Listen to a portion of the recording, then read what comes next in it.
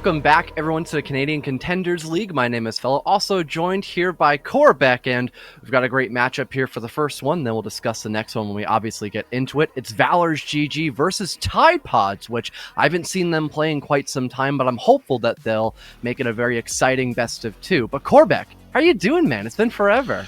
It has been forever. I am looking forward to casting some Canada Contenders League with you. It should be an entertaining matchup here. This best of two format is, I think, my favorite sort of prelim format. So it's the most enjoyable. It feels least like a slog. So it'll be a bit fun to watch that. But I think are we in a bit of a time crunch? I think we're in a bit of a time crunch. So we'll go ahead and we'll take a look at maps here to get us started, and we'll see where the teams will be playing today on this fine Saturday.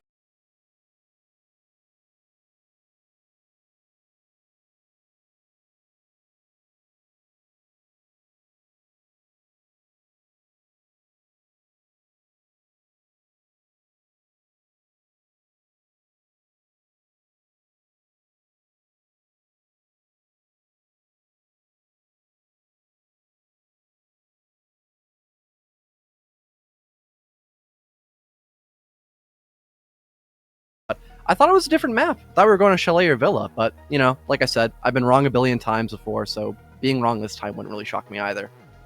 Oh, well, even a broken clock is right twice a day, I believe is the expression. Yeah. So, we'll see how it goes. I mean, I think it is Coastline. So, I mean, it is interesting that the map is getting a rework, actually. I find that quite surprising in a way, because it doesn't seem like a map that is particularly rough, right? Teams generally like to play it. I wouldn't say it's heavily picked, but you pick it when you want that more gunner-oriented style, and every time Coastline comes up, I make the same point about it being kind of the Call of Duty map. This is where you go if you want to frag out a little bit. You don't have to worry so much about more complex attacking strategies. Hard breaching is not as important. You don't necessarily need to ban Thatcher every time if you don't want to. It does open that possibility up, but I mean, I've also seen a pretty wide diversity of bomb sites played here as well. Usually we tend to put Penthouse Theater over in its box of being the one that nobody wants to touch, but lately I've actually seen some teams expanding out to that. I the other day, or the other week I should say, I literally saw a team that started off first on Penthouse Theater and put up a very adequate defense of it. So I mean, there's a lot to play with here. I'll be interested to see if a rework fundamentally changes that.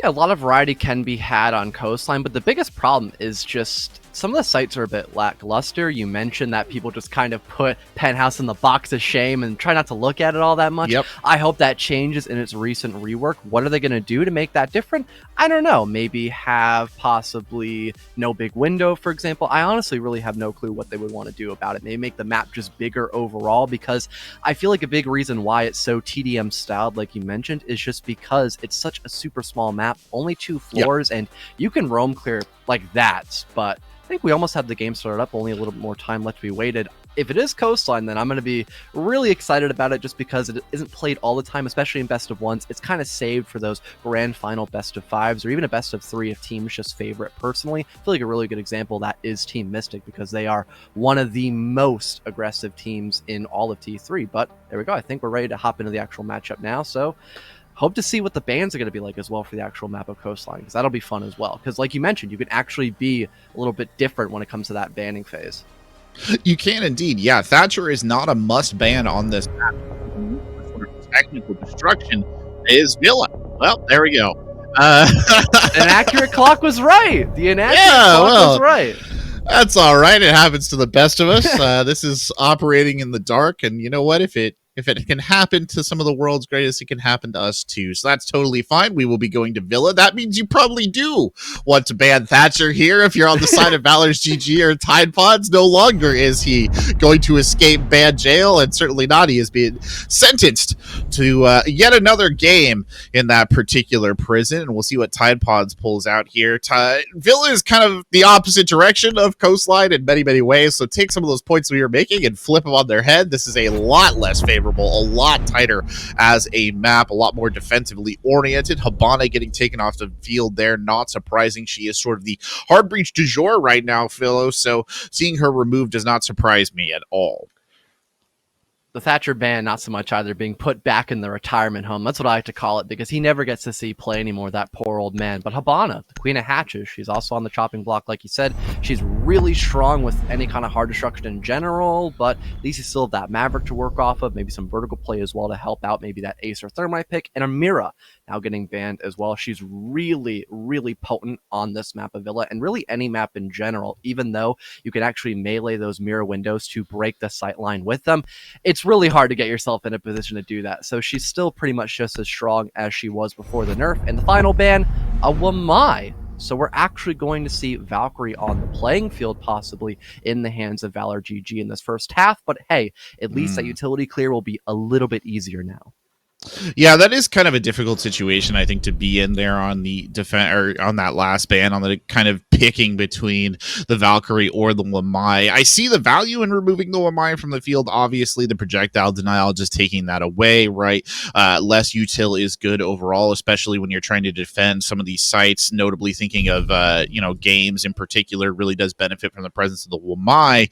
But the Valkyrie being on the field is potent. That being said, though, ValorsGG doesn't look like they're actually going to be running a Valkyrie, which I think might be doing them a little bit of a disservice here. I mean, obviously, Stormzy there on the Alibi. Alibi has become a more and more acceptable pick, but I don't know, Phil. I would rather have the Valkyrie there than I would have the Alibi, if I'm being honest. Especially since you don't have really any type of intel gatherer. Not at all. Luckily, though, they did not bring a Valkyrie because there's an IQ on the board. That is the main counter for that. But still, might as well just have it. And if the IQ doesn't do her job, which rarely happens, but sometimes it actually will, it is good to still have that intel gatherer nonetheless. Or even a Maestro of that, too, because it's really difficult to clear out those Evil Eyes near that last minute of the round or so. And having to deal with both the Evil Eyes, Syria Gates, and Toxic Babes, it can be a lot to handle all at the exact same time, but Trophy being picked first by ValorsGG, we got a decent setup, a slight extension, I believe it to be, up and towards Closet, or at least an utility with 2 sets of Frost Mats and also a set of Barbed Wire as Hixer is still trying to find a place for that last Frost Mat, but other than that, this does look to be a pretty standard setup so far by ValorsGG. Nothing too overwhelming for them, but also nothing that's really lackluster. Yeah, it's pretty standard across the board. The shield there, allowing for that hold from the shower, is a bit brave. I mean, all things considered, you're not as safe from projectiles below as you would like to be in that particular situation, but this setup does afford them the flexibility of 3 shields, and they will use all 3 of them to good effect. Of course, you'll see a pretty hard push coming in from the Planes and Games side of things. That will be where I believe all the attackers are coming from, so there will be no pinch here. They're not wasting any time with that. There you see Boobith with that LMG. Zofia, of course, having that nerf to her assault rifle does make that LMG a much more palatable pick for many an entry fragger in this day and age. We'll see if that has any long-term sort of contributions, but Zigalo coming up here does throw a couple of flashbangs. Has to be careful peeking that angle. That's risky business right there.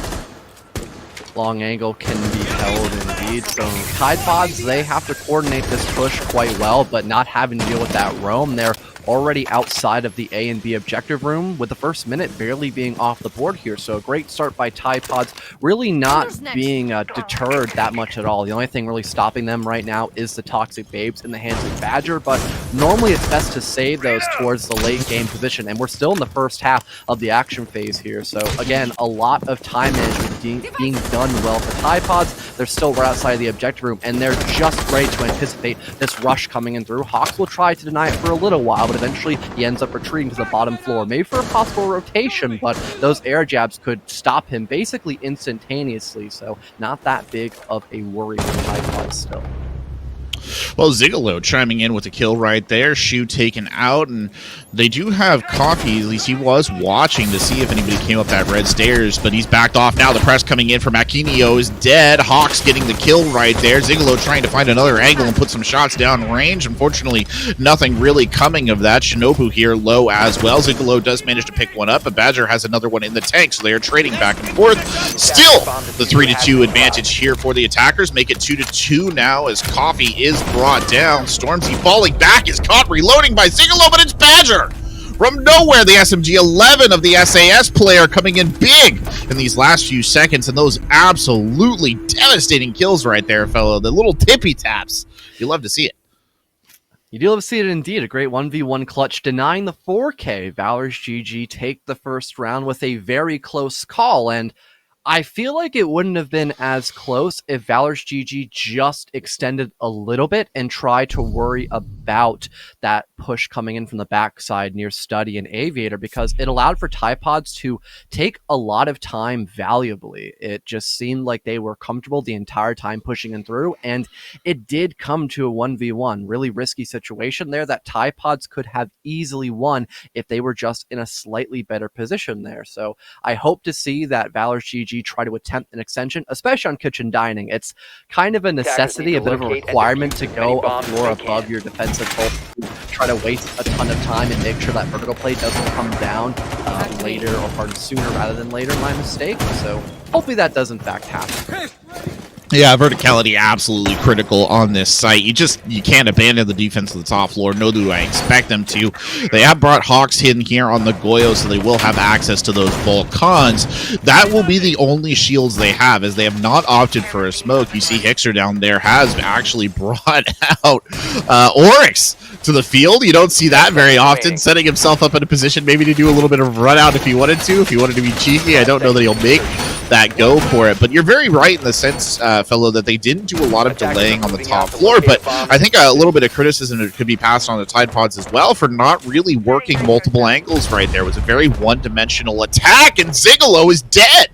3 kills to their name on their last round, and they are C4'd to start things off, and that is a bit of a tragic loss for Tide Pods. Basically, their #1 gunner taken out right there in one big explosion to start things off. And your only operator to watch that flank, unless you have someone who's on drone duty who's 6 feet under. So that's got to be really unfortunate they're losing Zigolo so early on, as Typods are going to have to try to recover from that position, already at a deficit here when the first minute hasn't even gone all the way through yet, Corbeck. That's really upsetting, but they could still recover, don't get me wrong. I mean, they've got Shinobu, who's trying to look around, spot out any possible roamers near the main hall up and towards red, or maybe spot somebody out in your living room or library perhaps, but hasn't really found anything. Still a bit of a dud there, as Typods are clearing out everywhere pretty effectively, and they might not actually go for a full clear up above. They might try to take Memorial instead, because they have their Harbinger set up on that lower floor area. And yeah, I don't think anyone's actually trying to deny the extension up above, but luckily ValorsGG has the actual objective room covered as well, not just the roam presence. Got to be very careful in situations like this, though. If you leave that top floor kind of uncontested, you do open yourself up to some potential dangers. Boobith now pushing up there will probably be looking for something. Hixer managing to secure a kill, and that brings it to a 3v5 on the side of Tide Pods. Not particularly good here for the attackers, kind of losing numbers inch by inch in this House of Horrors. Very Home Alone-esque push through here, getting caught at every angle. I'll see Coffee go out for the drone right there. Shinobu has been playing around the bottom of these stairs, but really has gotten not much about it. Is able to watch multiple angles, as they do send in that Gemini for a little bit of a fact-finding mission, see what they can find. Boob is now pushing up carefully. Feels maybe a little bit more confident in this particular setup, and I don't know why they're firing at the drone right there, trying to get it. I think they think it's Mozzied. It is Mozzied, so they will get it down. Shinobu's still on the stairs, though. Fellow has not left that position this entire time, and finally is escorted away. Storm's just getting rid of him, and Hixer gets one as well, but luckily he'll get eradicated by Boobith, but it won't be enough to win out the round, as Badger is there with a quick trade. ValorsGG, their second round win now, and a much better clear overall by Typods, but it was still a bit of a rocky start for sure. They lost that Zigolo player who was on the Nomad for flank watch, and they ended up just getting kind of demolished when trying to clear out the roam. But they were on the right track, I suppose. I guess that's the best way to put it. But still not winning a round yet. Valor's up 2-0, trying to defend Aviator in games room now. And yeah, I just think Typods need to just kind of shake off those first round mishaps. Honestly, it looked a little bit listless. I think they got to a point there, fellow, where they didn't necessarily know what to do anymore. I mean, you know, Shinobu was obviously watching that vertical rotate, and I'm not going to criticize him for doing it, but it was there for a very long time, right? Like, in one sort of fixed position, no kills are coming your way. It's clear that they probably know about you or vice versa, and they're not going to kind of push in that general direction. So, I mean, it's just how long do you hold, right? I appreciate them perhaps trying to change it up a little bit and come from a different angle through library there, but it was a bit rough. I think it was just a bit rough. We'll see here what they can do up at Games and Planes. It could probably be a little bit harder for them on this one, if we're being honest. Badger going to go ahead and slap with the evil eye there, and it's a very impressive construction on the struts there of the barn to mount that entire camera on it like that. I got to appreciate that I have to find studs in my walls to melt like a half shelf, but he can just slam that one up on a rail. Love it. I guess the architecture is a little bit different in Italy, I suppose. I guess they just don't really, yeah, or hell, even everywhere in Rainbow Six. But we're not going to get into the nitty gritty, I suppose. But like you and I both mentioned, Tide Pods, they definitely need to step up their roam clear game, because they really haven't done a good job at it. They didn't have to deal with it on round number 1, but then on round number 2, when it actually happened, they just they were clearing out the right areas, but they weren't winning those pivotal gunfights. But on this round, it actually changes with Boobiff finding that first frag on towards Hawk. So they'll start things off strong for them as they begin their way in towards Art Studio, now working their way around up in towards Piano. They're going to still have to worry about Storms, though, as he's lurking underneath as well. But hey, a great entry, needless to say, as you gain that man advantage in your favor. Hixer is kind of lurking downstairs as well, so that's something else they're going to have to watch for. Shu here held up tight on this staircase, just waiting for the opportunity. Does have that shotgun. Has, I believe, maybe lost an ADS. Shinobu makes a critical mistake right there, and Cap's Coffee just a little too hard on the trigger. Immediately goes into a gunfight with Shu, who puts him down at range with the shotgun, and just disaster there for the Zofia main. That is no good at all. Shu now with perfect coverage of the diffuser on those stairs is going to be an absolute monstrosity to dig out. The swing coming in, the shots come out, Boobith is down, and this just turned into an absolute disaster on the stairway. Stormzy coming back in and getting a kill, and Shu finishes off another one. They're just walking into Shu at that point. He's not letting that position down, even having backup from underneath by Storms. Just, they may have lost that first player, but luckily Tide Pods gave them a helping hand by refragging their own teammate and then walking right into the shotgun-wielding Jaeger player up on the top of main. That was a really just went from just 100 to 0. They had a really good beginning start, and then they kind of floundered it, to be honest, Corbeck. Valor's now up 3-0, a flawless rotation, and man, I feel like Tide Pods could be doing just so much better here, but they really have not been performing the way I thought they would be. Yeah, I don't even know what to make of that last round. That was, I was going to say very Lemmings-esque, but that's actually not fair. Lemmings don't do the whole cliff jumping thing, but it was just kind of everybody filed into the exact same spot. You know that Shu's sitting up there. He has a gun. He's not run out of ammunition either. You know, he's just sitting up there waiting for you to come in.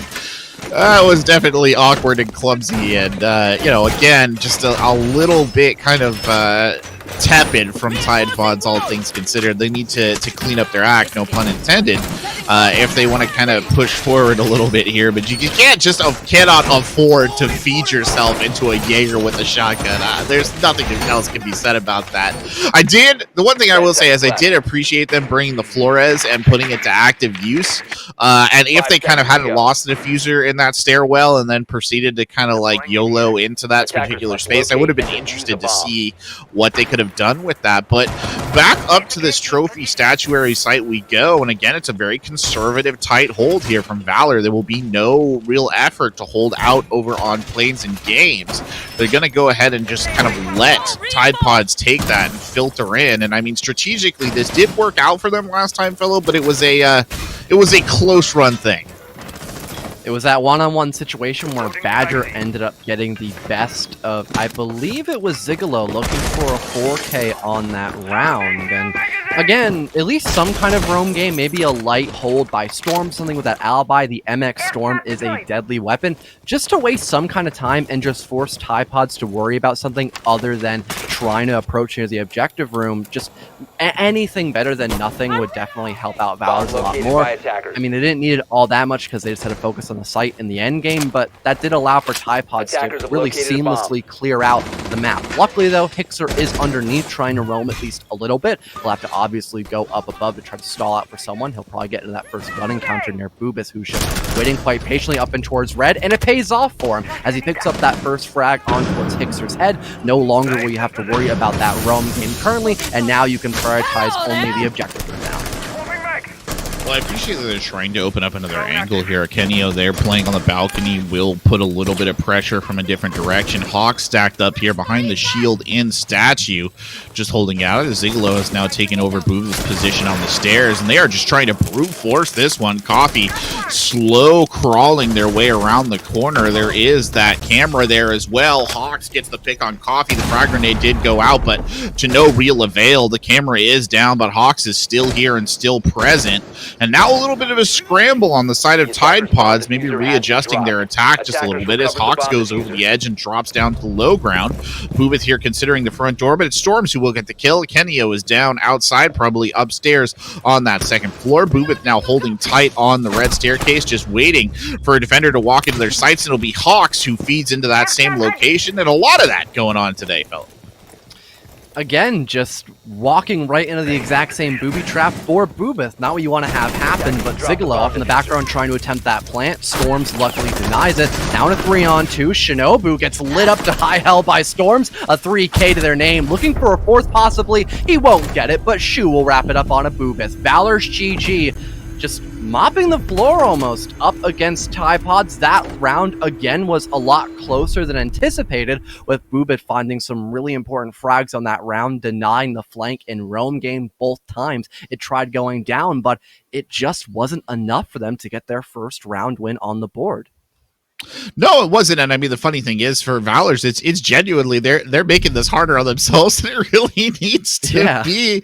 Like, they're not running any kind of interference, as you mentioned, back out towards, planes and games. All right, whatever, that's your choice. You're not really paying attention to their kind of rotate close offs, right? You had two people walk into that staircase and get murked, and it's just kind of like, why are we doing that the second time around? Surely that's been conveyed, and surely you know that there's about 3 or 4 enemy players standing up there at the top of those stairs just waiting for something. But I mean, they're still winning out these rounds, and a lot of it is coming down to individual solid performances by various members of the team. Storms in particular really picking it up that time. Last time it was Badger on that side who had a big round, and mechanically Tide Pods is struggling. I mean, they're struggling on the strategic side as well, but you're really feeling the mechanical difference here. I mean, just looking at those stat lines, 0-4 for Kenio, 0-4 for Coffee. On the other side, there's not a single member of the squad that has less than 2 kills on Valor. And at the end of the day, say whatever you want about strategery, what have you, Art of War, all this other stuff. It is a shooter. I mean, you do have to kill your opponents, and Tide Pods is just not getting the kills when they need them. But they'll go here for this attack on Kitchen, and it looks like it'll be heavy on the verticality here, Philip. Hopefully so, because those sightline gathered by Tide Pods thing a whole lot easier. They can just try to get as many angles as possible, force out some really good positions on the side of ValorsGG, try to find those frags, and luckily Storms is here to try to stop that from happening. But other than Storms, I don't think there's really much of a roam presence. Only by ValorsGG. Needs apparently, as he picks up that first entry on towards Zigalo, tries to find another in towards Master, looking through the statuary doorway, doesn't get it, but he's wasting a fair amount of time and really having that thought in the back of Tide Pods' mind. Eventually he picks up another, wallbangs Shinobu just slightly, but it doesn't really matter. He's already done enough as is, and he knows that fully. He'll back up instead, already damaging Tide Pods quite heavily in the first minute of this action phase. Yeah, this is not going particularly well here, is it, for Tide Pods? They're down 2 already, nearly down another, but Shinobu does manage to get the kill back, has switched over to the assault rifle, and maybe he just feels more comfortable with. The black eye camera coming in big right there as Akenio is sent to the great beyond in fine explosive faction. Storm's now playing up in astronomy as Coffee is still on this general window area, swings the corner firing, does find Storms though, a good headshot there. Coffee doing some work, and Shinobu helping clear it out from the other side, but still an absolute mountain to climb here for these last two attackers, including picking up that diffuser. I don't think either of them have it. Badger and Shu both standing at the top of the main staircase, just waiting for somebody in this general area, and Hixer is still down here. Shinobu does manage to find a kill again, but it's Shu who comes back in and gets that one, and now everything on the shoulders of Coffee. Definitely a lot of weight to try to hold on those shoulders as well, not having that much intel, and you kind of have to just funnel yourself in. You mostly have to go for those frags because no one's here to cover you on that plant, so Coffee needs to find some type of pick up and towards the objective room, or this round is basically hopeless. Luckily though, he's got plenty of time. Maybe he could go for a possible drone if there's one that's already dead, because he doesn't have any left in his back pocket, and luckily shoot out that nitro cell and already lowered up Shu, but still not securing that kill and basically forced to just waltz his way into sight. It's basically a death trap, and it's going to be as Hixer brings him to the grave and gives his team their 5th round win now in a row. It really does seem like whatever Tide Pods attempts, it's not meant to be, really. Yeah, the wheel's definitely kind of coming off the wagon, isn't it? I don't. Yeah. It would take a better analytical mind than myself to tell you exactly what's going wrong with Tide Pods, right? But they're not droning very heavily on those initial entries, and I think they've been punished on that multiple times. You've seen opening picks almost exclusively going the way of Valors throughout this matchup, and I think that is definitely denting them, especially on a defender-sided map, right? You go down early on and you're really in a dangerous situation. I think that's a critical kill. I've already talked about mechanics, you know, and I think there is a general sort of rigidity to their attacks, right? They're not doing a very good job of being flexible. They're not often opening up other angles of attack, and it just seems like a sort of top-down problem for Tide's Pods now. It's just, if something is going wrong, if you think of something that's going wrong, it probably is at this stage, but it's over to Plains and Games here for this round, and that's going to be rough again. I mean, this is Valor's kind of the strongest defensive site on Billa, right? They know how to defend it. We've seen them play here before in fine form. I don't see that changing at all. I don't really either, and you mentioned the entry capabilities by both these teams, Corbeck. Every time we've seen Tide Pods start things off strong with an entry, they either get refragged by their opponents or they end up refragging themselves with a team kill. So it really just seems like fruitless rewards here by themselves, really. It's a little bit worrisome indeed. They need to really just they need to assert themselves a little bit more, and I think trying to drone out a little bit more effectively would definitely do the trick, especially when you have Boobith on that Ayana. I honestly have not seen him actually use his Geminis all that often, if at all, and that's kind of the whole gimmick of Yana, is to do better on the intel gathering. That's definitely a spot where Tide Pods needs to improve on. Yeah, you're 100% correct. I mean, we've seen a little bit of the Gemini, you know, rolling out, but it's not been a consistent aspect, and I do think intel gathering in general is hurting this Tide Pod squad. You know, we have seen them make an effort to drone. Zigalo's on a drone right now, right, doing some scouting, but it just seems like there are gaps in the network, and that's kind of what's getting to them. Shinobu here pushed up into the closet. Does have a relatively good sightline there down towards Astronomy, and I appreciate Coffee trying to set up a bit of a crossfire here. Now, this is some more effective sort of roam clear. You're setting up multiple angles, and you have the drone coming in there as well, all very standard. Badger does have a bit of an eye on it, though. They do have those black eyes set up and no real counter for him on the side of Tide Pod, so they're more than happy to continue to work. So the intel game probably going to go to the way of Valors here.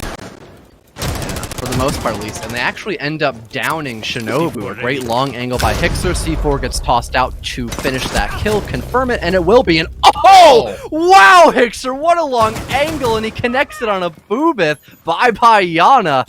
That was a deadly shot by Hixer, still having control of 90, and they may have had great intel gathering for back Tide Pods, but they weren't able to utilize that by finding that entry. They got entried on by Hixer, and now they're still being forced to clear out 90 corner with that two-man deficit. Crash grenades come on out, and so does a grenade. It lands directly onto the feet of Hixer, getting him off the board, and now Coffee does have control of 90, but he still has to remove Hawks from that back classical hallway with the deployable shield with the Vulcan, and that automatic AH-12 racks him up, looking for another here. It's just a 1v4 now, all up to the lone ace player. Gets one on the Hawks, but it's definitely a gigantic uphill battle, and we might just see him tumble on down. But luckily, he picks up another, looking for a third possibly. He lights up Shu, but can't get the right angle to fully finish him off. He's trying to rotate around to get it here. He's whiffing some vital shots, though. Oh no, he could have had that. He was only on a bit of HP, but Shu was going to end up winning out that 1v1. Again, a close call, but if ValorsGG hadn't thrown that, it probably would have been a much more difficult battle to try to win for Tide Pods. Yeah. Oh man, get a lot of value out of the Jaeger shotgun today, I'll tell you that for free. It's a little bit of clay pigeon shooting right there, dropping from the sky and picking him off with the gun. Oh, nasty stuff. You got to appreciate the Cirque du Soleil act though on the outsider rappel there from Akenio trying to make it work. Unfortunately, it did not. And well, Tide Pod's currently staring down the barrel of that 7-0, and that is not a scoreline they would want at all. They are on the defensive, though. They will get Aviator Games as their start here. Zigalo coming out on the Warden, Shu coming out on the Nook, so why not? All right, fine. It is a bit lopsided. I guess it's time to bring out some strange things to the party. The Warden, obviously not strange. They do have Hawks on the gang over there, but Nook, perhaps, always a bit of an odd choice, as much as I want her to be less of an odd choice. But we're stuck with what we're stuck with. Anyway, the defensive setup coming in here, not opting for that really shield-heavy approach that their opponents did. Only Zigalo coming out with that shield on the Warden. They have 2 drone denial operators, actually make it 3 drone denial operators with the Vigil, but Boobith here will probably be the initial point of contact. They are not doing what Valor's did and just circling the wagons here, Philo. They are going to keep that Vigil rotating out towards Master Bedroom Trophy Statuary and seeing what he can possibly sweep up before initial contact. Yeah, and even just trying to waste time. If you can waste about a minute and a half on that roam game, you've done your job. You don't need to try to compensate for that at all. Sometimes it's not required, as long as you make it 10 times more difficult by really forcing the hand of that attacking side to just attack with not much time left by their side. It's going to just make an overall sloppier execution, hence why that's probably the #1 priority for a roamer most of the time, is just trying to waste time, because you're not always going to be able to put yourself in a good spot to actually win those gunfights head on, so you back off instead. But hey, with a K1A, it's a really strong weapon put in basically anyone's hand, so trying to go for those frags on top of it is not the worst idea either. But speaking of frags, you might see some of those grenades actually be tossed out from underneath, but the lack of intel after the drone was performed by Shu is not going to garner him that kill just yet. It'll still remain that 5-on-5 as we're seeing the Ying Rush come through, but luckily Coffee's there to pick up 2 for himself, and now trading place with Zigalo, it's a perfect position for him, but that MPX will not shut down Hixer just yet. Shinobu does manage to get a kill in here, though, so they've done pretty good turning into a 3v2 on the defense. Hixer now pushing up into Study. We'll go ahead and pop the ADS, goes for the pickup of the diffuser, nearly loses their life, but Shinobu goes down instead, and that leaves it a 2v2. Boobith and Coffee. Boobith with an absolutely nasty frag around the corner of the reinforced wall there, just picks up that kill, and now a 2v1. Everything on the back of Storm. Storm's doing a little bit of light drone work here, but will have an absolute mountain to climb if they want to get back in on the fight. Of course, it's worth pointing out Storms is sort of the fragger for this Valor's side, has 10 kills to their name, and speaking of frags, they're going to try and sneak one up from the low ground. They will do so, and they will down Coffee, and that is a big down, turns this into a 1v1 very effectively. Storm's trying to capitalize on that, has lost some significant health here, though. We'll have to worry about the presence of Boobith somewhere. Quick peeking these corners, looking around, can't quite find anything. Coffee was rezzed in the midst of all of that, and Storms might not be aware of it. Storms now rotating back towards the hallway outside of Games, fires a couple of shots down range, but nothing doing yet here. Gemini does come out. You've got plenty of time to spot out the last 2 players in the set of Tide Pods, and like we mentioned, Coffee was down, so he's just on a fraction of health. That could be an easy pickup kill for Storms, making it that 1-on-1. Then he just has to land a precise headshot. Grenade comes out. He's on literally 1 health, but wraps it up onto Coffee. Now a 1v1, and this is a fair fight here for Storms, other than that lack of HP. But no! Boobith! You have to hit those! He's on literally 1 health, man! Oh no! ValorsGG, they win the first half flawlessly due to a lack of recoil control from the SMG-12 wielding Vigil. Oh, that's gotta hurt, man. Oh, that hurt me. That hurt me, and I wasn't even playing. We've all been there. I mean, anybody who's played Siege has been there. You know how it is. But then again, not all of us are playing in Canada Contenders League, so woo. Lordy me. I feel the pain, though. That's just frustrating. I mean, let's be honest, though, even if they had won that round, right, it probably wasn't breaking Tide Pod's way on that Villa map. That would have been an absolute heroic miracle myth story for them to get back from that position. But to lose in that fashion is quite heartbreaking. Still, it was really well done by Storms. I mean, credit where credit is due. Played that very carefully, very considerate. Used the grenades to the best of their abilities, right? And really come around and won that one, even if it was just sort of on a spray at the end there. Just rough from Tide Pods. Not much more that can really be said about it. Just rough from them. They looked kind of listless. They looked disorganized. Their intel wasn't there. And on the mechanical side, they were just getting beat. I mean, it sounds very blunt. It sounds very rough, but there's just not a lot more I think we can say about that one, fella. They weren't winning their ones, and they weren't even getting into those ones in very good ways. So it just was maybe a bit of an inevitable result right there. Hopefully Chalet can be better, because that's what map 2 is going to be like. But before we get into map number 2 and hopefully see the redemption arc for Tide Pods to at least secure a tie up against ValorsGG, that's how the best of 2 system is going to work. We are going to be going into a short little break, and then we'll be returning shortly to actually get back into map number 2 to see if Tide Pods has a fighting chance on that area. Production is actually just I can do this. I like doing this. It makes me feel very important.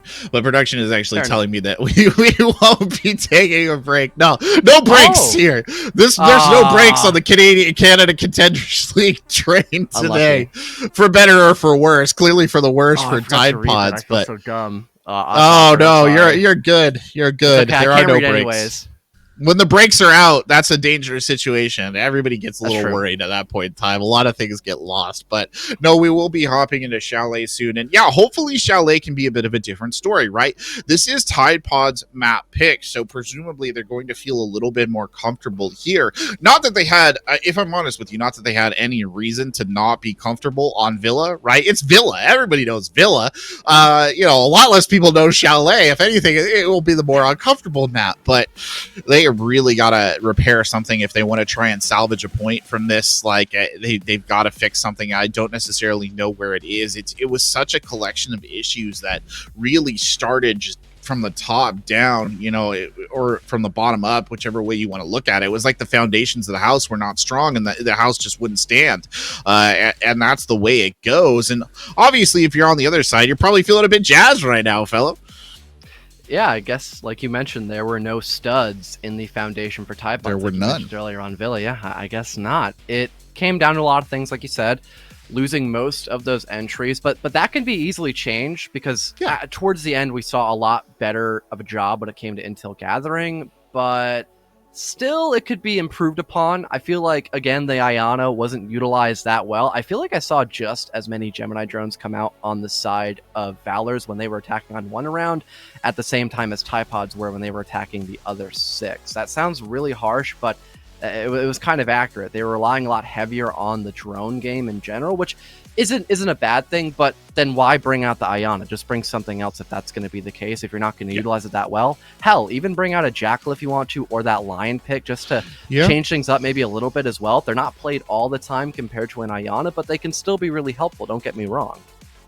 Yeah, and they were both options. I mean, they were all on the table. You could have run a Jackal in there if you'd wanted to. You could have run the Flores again if you wanted to for more soft destruction. I mean, they were bringing Volcons, and time and again, we saw these situations where you would see one of the attackers on the side of Tide Pods kind of peeking these very dangerous angles, to get a frag grenade in. Well, I mean, if you brought a Flores to destroy some of that utility, you might not have to worry about it. I mean, the anti-drone capability was is there, don't get me wrong, but not in such a capacity where I feel like it would have been impossible. But we will move on to Chalet, and we will see what there is to see here in the Swiss Alps or the French Alps. I can never remember which. Thatcher and Nomad already gone. Kaid will go as well here in the bands, which makes sense. He's often paired with Thatcher. You don't want to be dealing with Electro Claws if you don't have the ability to throw those EMP grenades. And that leaves us with our last defender band. No hesitation here from Tide Pods. They will pick Valkyrie. So a very standard band setup here.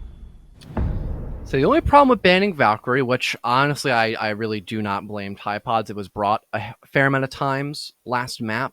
That does allow for Mira to be played, though, and Mira is really good when it comes to extensions, which occur almost all the time on this map of Chalet. And I think it is actually based off of a French house, I'm pretty sure, but I'm probably wrong about it, too. I honestly don't remember. Never been a big fan of geography at that, so explains a lot about me, but I digress. I am hopefully going to be a big fan of Tide Pod's defensive hold if they step up the game. Shocked that they're not bringing a Mira, and I think that, yeah, okay, Coffee's just going to say. Yeah, I was going to say, that's interesting. Yeah, okay. It's going to be onto a Goyo instead, or maybe not. Still thinking about it. It's got time to change, possibly. We never know. It'll be Goyo. And a Flores pick off of the Thermite, but you probably don't need both a Thermite and Ace in unison. It's a little bit overkill, to be honest. Used by attackers. Yeah, you don't. Thermite has his uses, and he is actually quite effective on Chalet. This is probably one of his best maps in this day and age, but the immediate swap over to the Flores in this spot when you see those Volcons coming out from Coffee is 100% unsurprising, especially considering that the only drone denial they have is Boobith on the Vigil, and that's not, most Vigil players, that's not their premium priority. Is hunting drones, right? They're lurking somewhere, avoiding drones, but not actively destroying them. You are about to get hammered if you are on the side of Tide Pods by those Roteros. You will probably lose every single Volcon you have in this circumstance. There is no mute, so those drones will kind of roll in for free. And a bit unfortunate right there, and a bit maybe of a strategic lapse on the side of Tide Pods to not think about the fact that this was a possibility, right? Flores was on the board, but you never know. We'll see. Maybe things will change up just a little bit here, but Hixer's positioning definitely has made it clear that they are going to be looking towards that top floor, and a little bit of a scattered defense here from Tide Pods as well. I'm also really shocked that we're not seeing a mute. I was thinking that too in my head. I'm like, wow, there's no wall denial, and like you said, no drone denial either, other than Poopeth on the Vigil. It's going to make ValorsGG job a whole lot easier when it comes to actually start getting that map control up and towards Master, and they're not really dealing with that much of an assertive roam. There's one player just lurking around underneath, and that's really about it. What it's going to come down to is how well can they clear out the utility game. There's plenty of that to be had on the side of Tide Pods. They've got the Syria gates in their hands, they've got Vulcan shields, they've got regular shields. It's going to be a lot for ValorsGG to deal with, but at least that hard destruction is going to come down pretty effectively to start things off. And here comes the Flores drones, which are a perfect counter to these deployable shields. Gets rid of one at the top of that piano doorway, and that will force Aquino to play a little bit closer to that corner up in towards Bathroom, but a great shot will be had by Hawks, starting things off strong for ValorsGG. And well, Corbeck, they are right outside of the objective room with little to no time wasted. God, those Roteros are so obnoxious when you don't have any drone denial except your guns. Hixer getting another kill there from the outside edge. Gets one, jumps back in. Out comes the Candela. Gets ADS right in front of their eyes. A little bit painful right there. Another Volcon down. And Hawks, he needs to back up. He's taken some serious damage from that Volcon. And now Shu is trying to strike back, but the plant is down. And that's going to force this to its thrilling conclusion right here. Storms pushes forward, and Storms finishes it off with the breaching round. And why not? At that point. Yeah, why bother with the pistol? Oh, it ricocheted. Oh, classic. I thought he finished him off when he was like down or something. I guess no. He actually just hit him with it in a straight up gunfight. That's foul. Oh man. Hey, you know what they say back in COD 4? It's always faster to switch out to your secondary rather than reloading your primary. It might be even faster to switch to your primary gadget off your primary weapon. You ever know, right? Can I just say that is probably the greatest teaching moment in video games? That has just been ingrained in every single FPS player. Every single game. But you never saw that from any other game. Like, you never thought about it really, and now I feel like just of all the things that just stuck in everybody's mind, it is always faster to swap to your secondary weapon than it is to you reload your primary. It's amazing. It's like a cultural zeitgeist thing of FPSs. It's very funny. Oh, and one more thing. Knife the watermelon. Can't forget that. Knife the watermelon, yeah. Knife the watermelon. Knife it. Anyway, back to Siege. Yeah, we'll get back in here. Tide Pods, they're actually bringing the mute this time, which is always great to see, and even more drone denial than just that. Yeah, so that's a relief, because it was a really fast execute by ValorsGG. Really nothing halted them except a couple of gunfights, but even then they were quite dominant up against them. So it'll be a lot more difficult, don't get me wrong, but it'll definitely need to be a much stronger roam game for sure on the side of Tide Pods, because probably the easiest way to possibly remove those actual mute jammers would be either through a Flores drone coming in through, or someone trying to do vertical play underneath with just a well-placed ping. Either way, it'll definitely, again, come down to that roam game, because there really wasn't any much of a roam presence by Tide Pods again, and I feel like that just forced Valors to have even more time altogether again.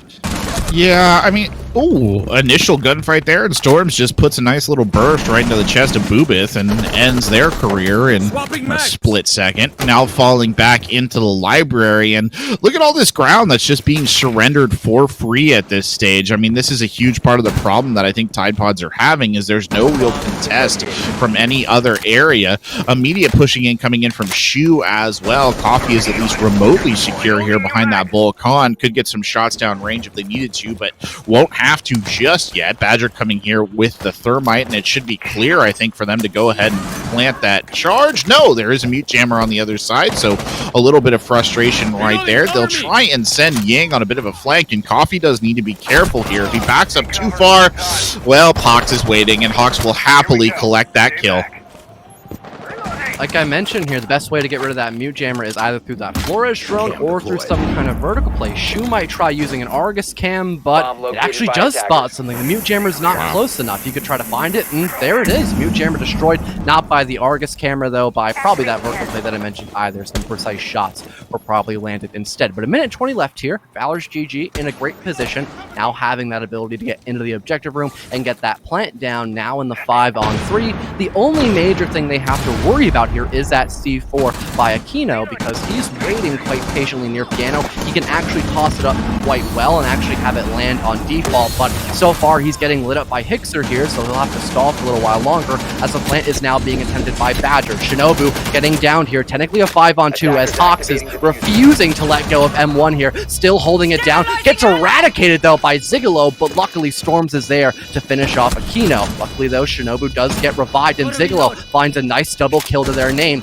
It can be a clutchable position here, but you're still down at that deficit, and you don't really have to be able to do that much here on the side of ValorsGG. They just have to play keep away, and they're doing a great job at that. Zigalo now having to try to find the ace here. Not much time left, nor HP, and that's going to end up being his demise. Hixer wraps up that round and gives a second one for his team now. Hooey. Again, a lot of space conceded by Tide Pods right there. They just backed up. There was never a point where they really felt like they were actually in a position to effectively do contest there, and I think that hurt them quite a little bit. Also, maybe just a little bit of a kind of mistake in not watching that window out to the balcony a little bit better, you know, or the doorway, I should say, out to the balcony, kind of maybe expecting somebody could come from that direction. I don't know. I think a lot of it is just the initiative is so clearly in favor of Valors. It almost looks like Tide Pods have kind of internalized the fact that they think Valors is just a better team than them, and they're playing kind of down almost, or not quite to the level that they should be at. Obviously, that's a bit more like, you know, psychological mumbo jumbo, really. It seems to be what the case is. I mean, if you look at how cautious and how passive Tide Pods is playing compared to Valors, who just look supremely confident in the moves that they're making and the gunfights that they're taking, right? I mean, did point out that Hawks was just kind of glued to the M1 right there. Didn't feel like he was ever going to stop shooting. And on the other side, Tide Pods is just kind of crouching and hiding and freaking out just a little bit. I think they could do with a good dose of confidence here, and I just don't know that that's going to be delivered to them the way these matchup is going this far. And the only one that's really stepped up so far has been Zigalo, really. No one else has gotten a frag instead of Tide Pods. They just, like you said, they just seem really shaken by the just the PTSD from map number 1. And I feel like that's transitioned a little bit too much into map number 2. You should always think, hey, brand new map, brand new team, let's get into this, and we need to try to at least get that tie and not just lose outright in a 2-on-0. And this first gunfight could be a great way to start things off strong for Tide Pods. Hixer gets tagged slightly, but not dying outright. It will still make things at 5-on-5 as a slight roam clear is being attempted now by ValorsGG, but at least it's also being halted in that exact same breath by Tide Pods for the time being. Badger taking some good hits right there. Does actually manage to get up the stairs intact. Boobith finally adding a kill to the pile, and I will add it is a bit of an unconventional defensive setup that they are running on this site. Usually you see something a little bit different coming out, but all right, Hixer with the knife kill there to finish off Coffee. And that is the alibi down. Boobith here playing up, does have the cloaking device activated, does know, I believe, that there is an attacker in this area, and it is Badger who gets brought down. Boobith nearly bottled that, but he's able to bring it back around and bring Badger down instead, so a near disaster averted right there.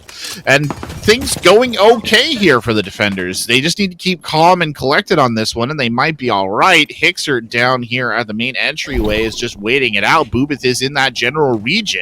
And Boobith and Hixer are kind of waiting on opposite sides of these walls. I don't think either really knows the other is there. They just have the general idea that it could be a little bit scary. Hixer is holding that wall bang angle and flicking back and forth, but nothing yet materializing. I think both of them are just waiting for the other to make some kind of mistake early on to actually confirm that frag here. It's a bit of a stalemate, but this is obviously going to favor Tide Pods. They have that diffuser in their back pocket on the top or middle area of Solar Stairs, and they may have lost that man advantage, but they only have to stall for about 15 more seconds. A great frag, though, might I add, for ValorsGG, so it'll make things a little bit easier, but they still have not dealt with that roam game by Boobith, and that's what it's going to come down to mostly, because Shu is finding massive frags here in the middle of the site. Picks up 3, now all in the hands of Boobith here, still trying to roam, stopping people from actually picking up that diffuser, and he has to find the ace in this position. Gone 6, wheeled it out by Hixer. That was definitely the wrong move, but I think it was attempted for some kind of audio cue to disorientate Boobith, but clearly it did not work out here. Only 20 seconds left to try to stall this one out here for Tide Pods. This could be a huge round win perhaps for them. Only needs to find 2 more kills and only has to stall for a little bit more time, but he basically gives up that diffuser and now has to wait to see if ValorsGG can actually make it back to the bomb site. They're going to be able to. Shu can get this plant down, has just enough time to stick the case onto the ground, and now Boobith has to retake the site, playing the role of the attacker now. Essentially, Free Fire comes in through, picks up 1, it's a quad kill, but it will only go to 4, not 5. ValorsGG, a great clutch, and I really feel like that could have been a win if Boobith just held that diffuser for a little while longer. Yeah, it's a hard position to be in, though, isn't it, fellow? Because it is, you know that they know, right? You know that they know. You can't pick up the diffuser and move it. You're stuck basically holding that staircase. And then it kind of becomes a matter of waiting for the other 2 players to sort of box you out of that position, or do you try and go for a rotate, force them into a plant scenario, and then try and come back on them when they're actually planting and get the pick? And I think that was the intended idea there from Boobith, right? He wanted to catch them when they were sort of in the midst of putting the plant down. Unfortunately, he got there just half a second too late, so he was forced to fight both guns instead of one, and then the easy pickup on the other side. But I mean, I don't necessarily fault him for it. I do agree with you. I think he would have had a better time if he had just tried to hold the diffuser position, but I mean, that's a hard situation. They tried to make the best out of it, and it didn't work out, unfortunately. And Tide Pods, I mean, there's a couple of rounds here, fellow, where they've been very close to getting these wins, and it's just not manifested. It's been like one gunshot away, and I can't help but think that's also hammering on their mental a little bit as well, right? That cannot be feeling particular good here for this team. And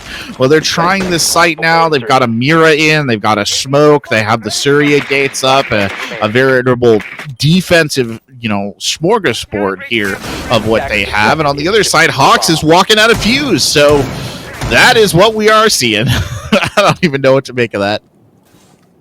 It's just the individuality plays by Typods. It doesn't feel like they're playing like a team. No. Honestly, if Typods coordinated that better, not even just Booth alone. He played that basically perfectly. Only made one minute mistake of just not waiting an extra 2 or 3 seconds, give or take.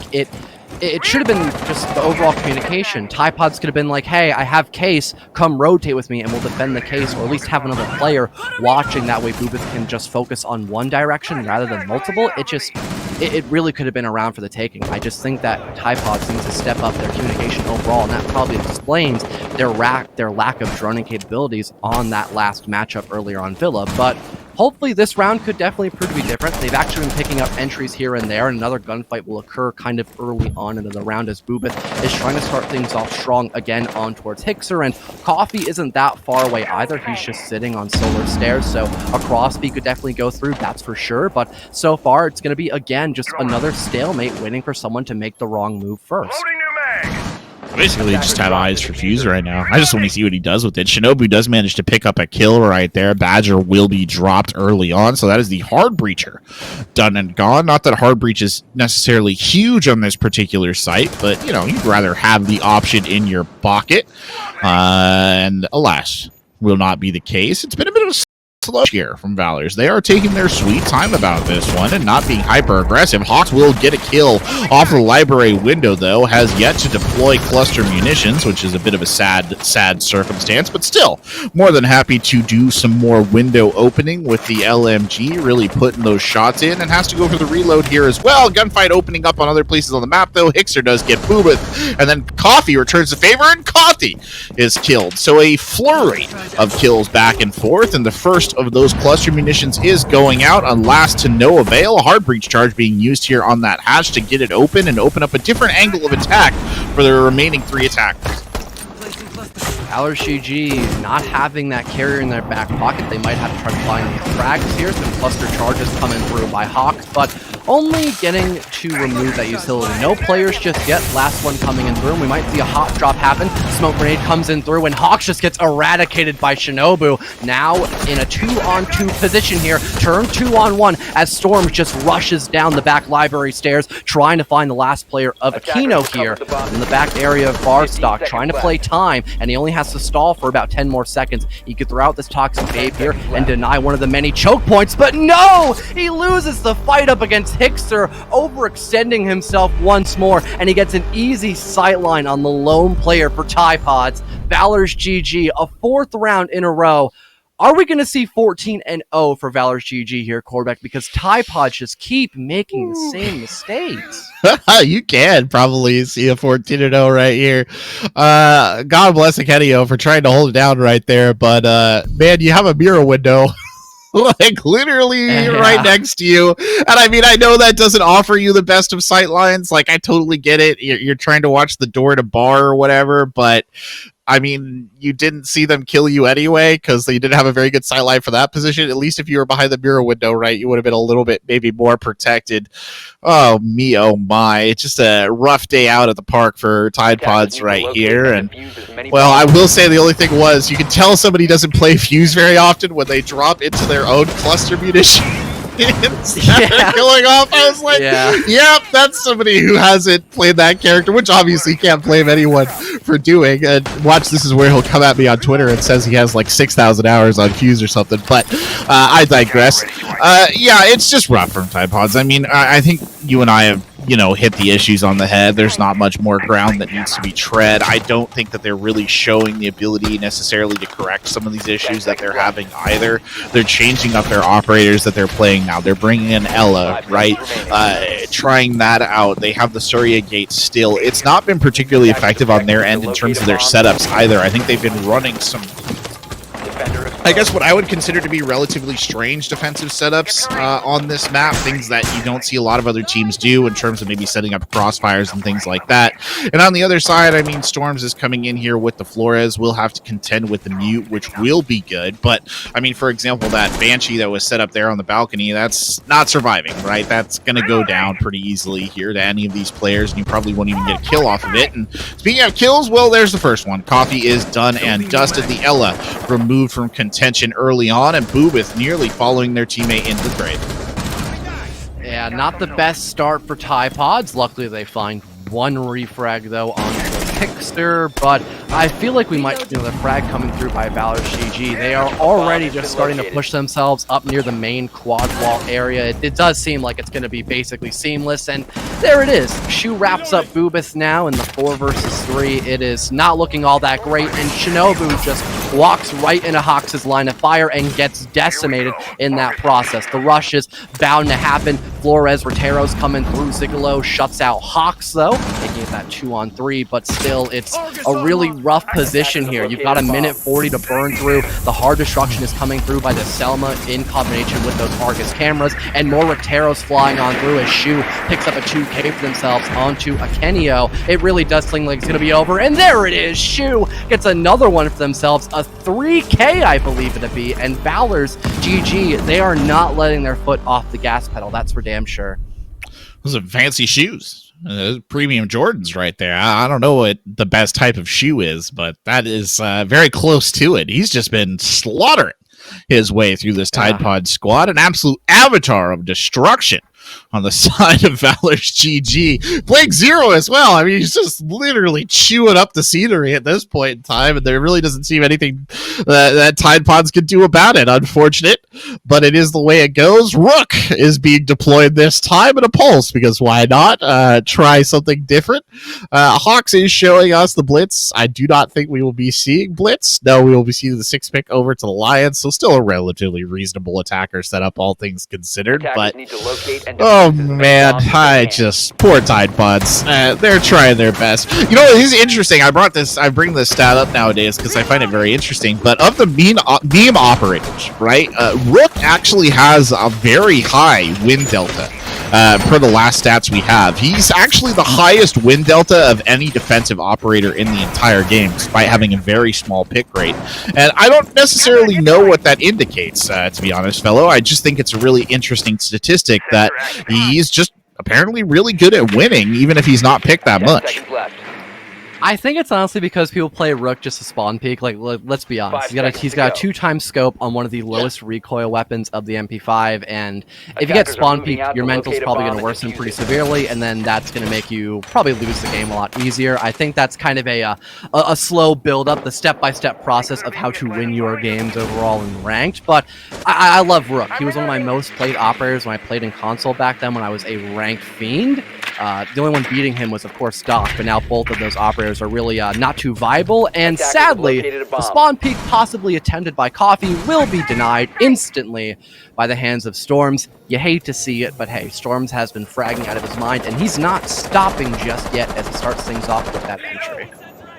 No, talk about Shu as an avatar of destruction. Storms is right there with him. It's the thunder and the lightning, right? Both coming in, and Shu actually gets shut down. So that's the caster curse in live action right there. Zigalo pumps a couple of rounds in the back of his head. The Roni sings, and Shu now off to the bench to watch this one play out. Storms took a little bit of damage right there as well, but nothing really to write about. Boobith and Zigalo both down here in this general area need to be careful in the kitchen. They are in danger. Hawks trying to push up these back stairs, going to get plenty of sound cues right here, but Hixer is kind of covering the approach.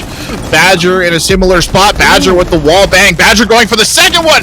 Nearly finds it. Akenio gets one back, but Hixer has already gotten a kill here in the midst of everything else. As Shinobu crouched behind the bed, just waiting to see if he can pick off that attacker on the double window, and it is just not happening. Solarium, not a friend of the Jaeger. Just a constant back and forth here. ValorsGG again having that upper hand, but gets traded by Zigolo. A 2-on-2. Storms looks the wrong direction, but he still wins the fight. That's massive now. Only up to Shinobu here in the 1 versus 2, and Valors are approaching quickly up against him for a cross-peek. Diffuser gets picked up, and there goes the wide swing. Hixer wraps it up on Shinobu, and again, match point position here already after round number 6. I honestly don't know if Tide Pods can even get a single round on the board, to be honest, Corbeck. It's looking like that might not be the case. Yeah, I mean, Chalet is actually a little bit attacker-sided, all things considered, so maybe they can pull out an attacking round here, but I don't know. Probably time to get out your brooms there, folks, because the sweep is inbound, but you never know. I mean, all credit to Tide Pods, even with the magnitude of problems that they seem to be showing. Some of these rounds have been pretty close, right? We're coming down to 2v1s and 1v1s and, a lot of 2v2 situations being boiled in there. I mean, it's been very tight across the board in terms of the skills. It's just that Valors is always coming out on top. They just are not falling down. There's really the clutch potential is near zero from the Tide Pod side, which is, probably explicable just when you think about the amount of kind of loss that they've already suffered in this matchup. We'll see what they can do on the attack, though. Bubith will be bringing the Flores. You see a Sledge in here, Coffee on the Zofia, Zigolo with those Geminis, and then Kenio bringing in the Thermite. Thermite, of course, like I said, still pretty effective on this map, all things considered, so not surprising to see him at all. Nothing surprising on the side of the defenders, I should add. Hixer there with the Goyo will be putting out those Volcons. I mean, honestly, Phil, you got to get as much out of as Volcons as you can until Goyo gets reworked, because I think that is somewhere in the pipeline as well, that they're actually going to take those shields away from him.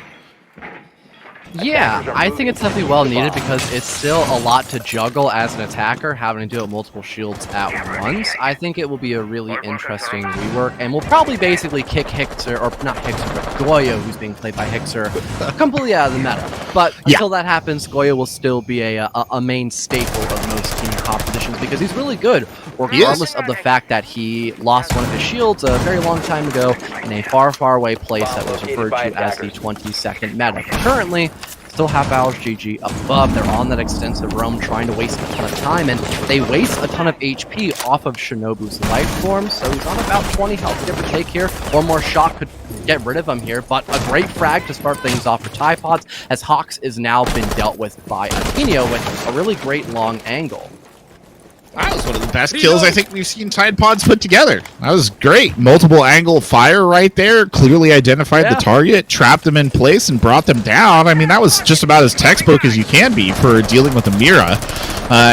Fortunately as well, the Nitro Cell was never used, so that piece of artillery is taken off the board as well. You don't have to worry about that anymore. I mean, you still have two here. Shu has one and Hixer has one, but you're feeling a little bit better, I think, if you're sitting on the side of Tide Pods after that. And they will start their push in here. Obviously, they're going to have the Devil to pay to try and get Storms out from the end of this hallway, and that's what they're going to have to set up for right here. Bubith takes a significant chunk of damage. They do still have two Roteros left. They flash themselves in that particular situation, which is a bit unfortunate. Hixer is still holding this Fireplace Hall angle as well, and will have to be dug out of here as well with less than a minute 20 on the clock.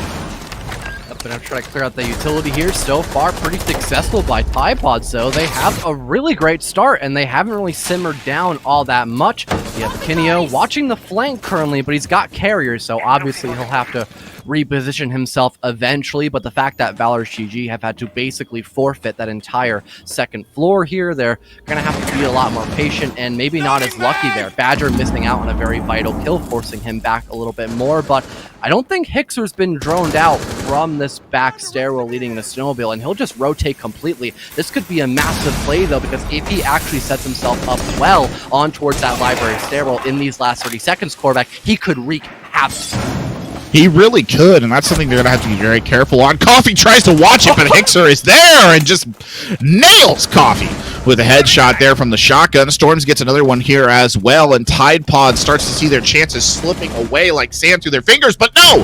They'll grasp that sand right back. Zigalo and Akenio both getting kills. Zigalo is down. It's a 2v2 situation yet again for these two teams. Valor's still in full control of the site. Akenio trying to push up. Shinobu is down. The tight swing from Akenio there. The Thermite has no real options left. Does he have the defuse? He does. He'll slam the plant down, but here comes Badger. Badger wasting no time at all, and the clean headshot to finish it. Hawks immediately leaves the lobby, doesn't even stay.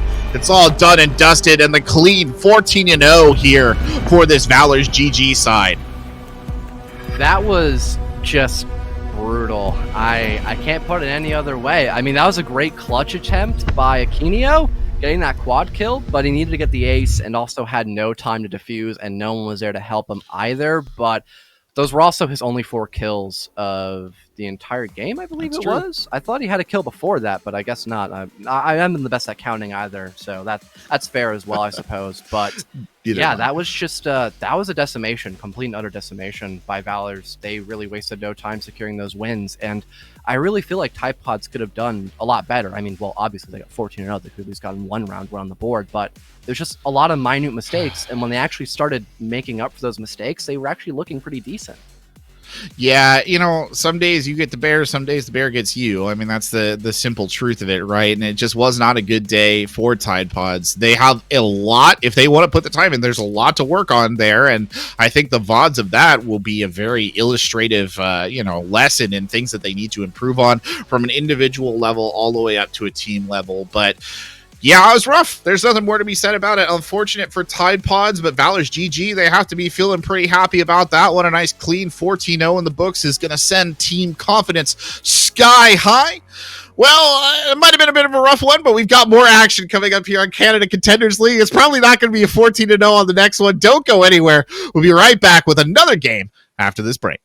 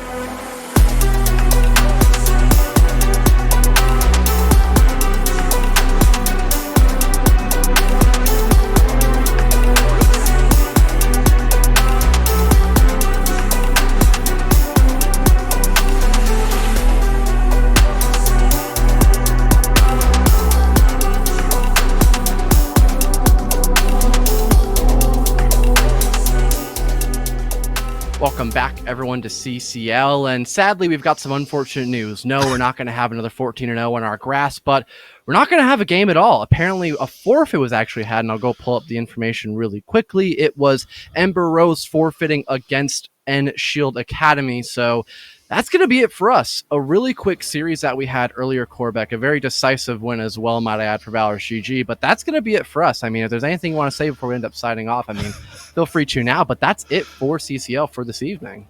Yeah, unfortunate, but these things do happen. It's been a bit of a rough day here at CCL, but as always, we appreciate you all tuning in, and we hope that you'd enjoyed some masterful Siege gameplay coming out from the side of Valors, watching a Fuse play. You know, it was exciting in its own way, but always fun. It was a pleasure casting with you as well, fellow, even if it was what it was, but I had a good time, and hey, at the end of the day, this is what we're here for, right? Circumstances aside, so that is that. So, guess we're going to end it off here. Hope you all had a great time watching ValorsGG's win up against Tide Pods. And yeah, hope you all have a great rest of your evening. Stay tuned for more next week.